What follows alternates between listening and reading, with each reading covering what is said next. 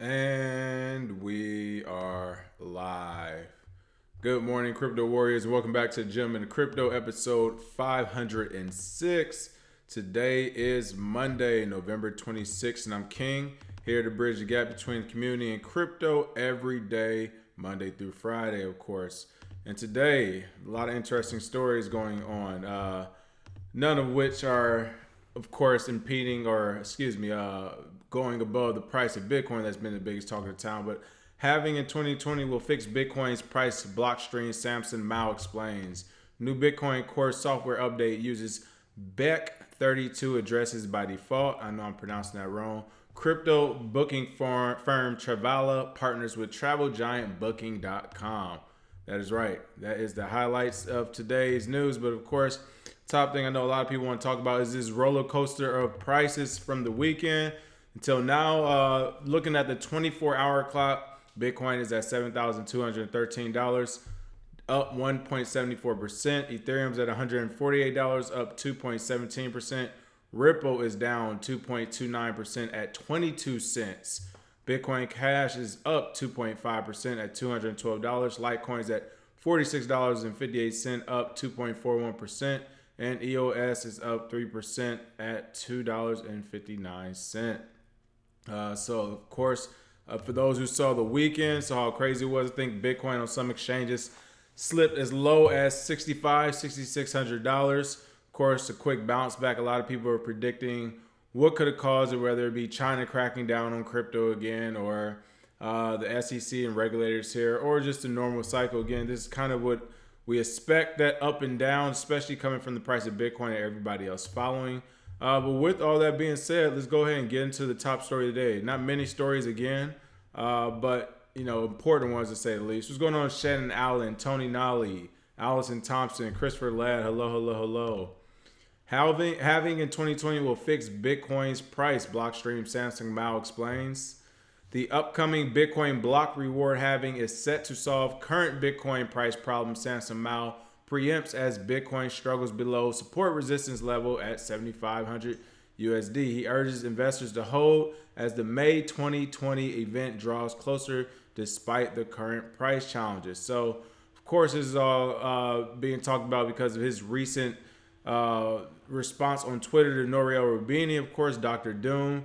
He said Bitcoin isn't down because of China, it's down because you don't need it. And he sent that, he at Forbes and all that stuff, or I guess he said it and Forbes quoted him.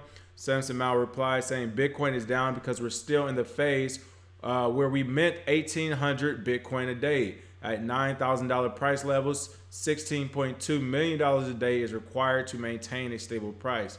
The upcoming halving will fix this. Weak hands can GTFO. And if you don't know what that means, of course, check out that Urban Dictionary. Lily Hall, thank you for the tip. Keep up the good work. Much appreciated. Thanks for the support.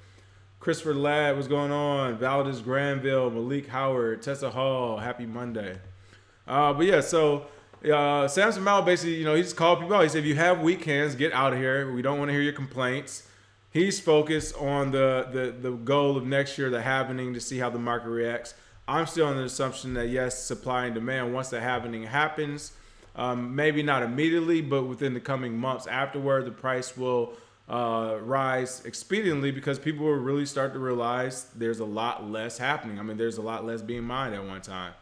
Even institutions who hope to get into the game, the Texas were the two, was it the German or the Berlin miners, as well as the ones from the U.S. or whatever, trying to make this big Texas facility of mining. Well, they'll only have until next year when the halving happens, and they won't be able to catch up some of these other mining pools that are around now. So something to pay attention to. One person did respond to Samson Mao, though. Not all mined Bitcoin are coming straight to the market. So your thesis isn't right. Halving is just a narrative which was priced in already. It's nothing fundamental. For a higher price, we need more speculators plus adoption. So, of course, the wars continue to go on. Everyone wants to be right. Everyone has a different opinion on where the market will go, but we'll see what happens. Oh, Crypto Blood, what's going on? Renamed CB News Network. What's going on? Make sure you all check out the CB News Network. Check out Crypto Blood there. he's covering something I mentioned before. He's covering not only Bitcoin and crypto news, but overall general financial literacy is going on over there. So make sure you check out his channel as well.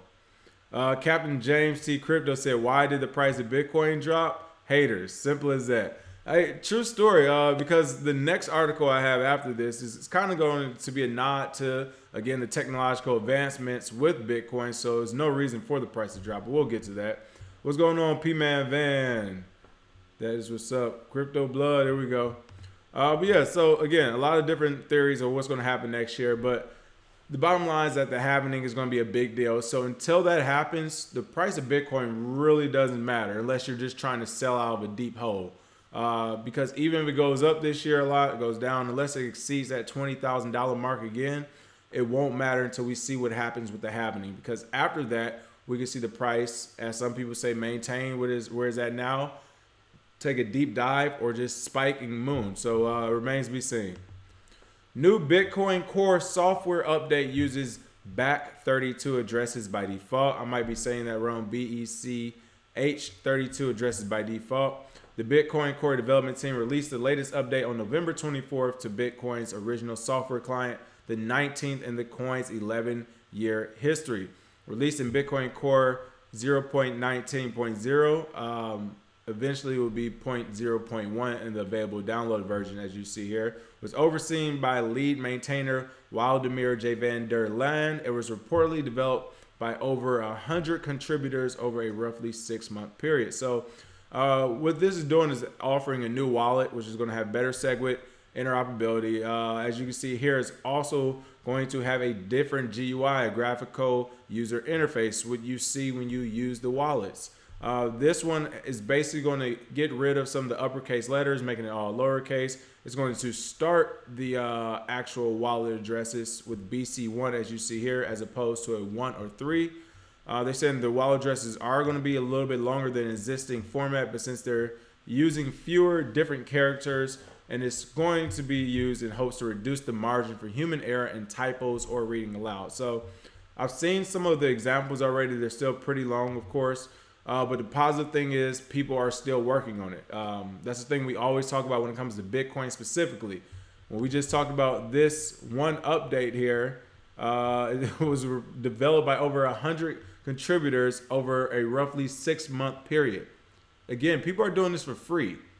So when you talk about the JP Morgan blockchain, Quorum blockchain, or whatever other company, or Libra with Facebook, whoever else is trying to create something, you have to remember there are already 100 of the best developers around the world working on these things for free because they want to. They're putting their best foot forward because they want this project to succeed. So that's why I'm still bullish on Bitcoin when I hear about other cryptocurrency projects. I'm not so much because they don't have 100 contributors working on this thing for free. They might have that 6 to 12 team of developers they paid, and I'm assuming if they're doing it through a company's point of view, they're probably going to have some stringent guidelines they have to maintain instead of something like Bitcoin, where there's stringent guidelines because the network is as serious as it is now, but also you still have room for experimentation because this is all new.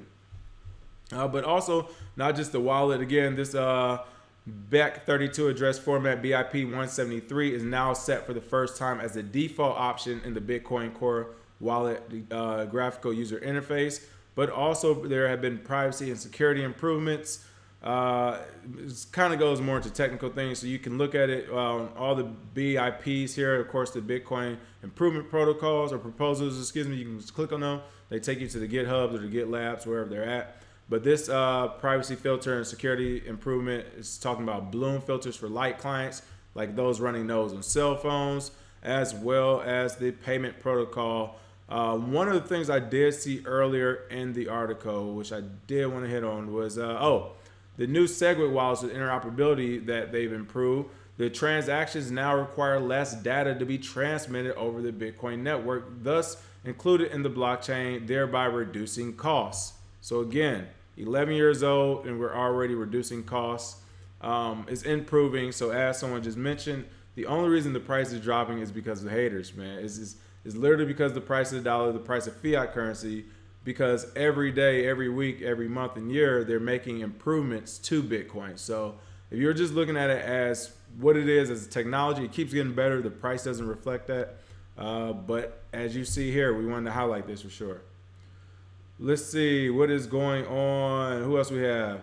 Malik Howard said, oh, you're doing the Sunday thing. There we go. Live streaming with Crypto Blood. Shannon Allen said, it's a belief system, everyone.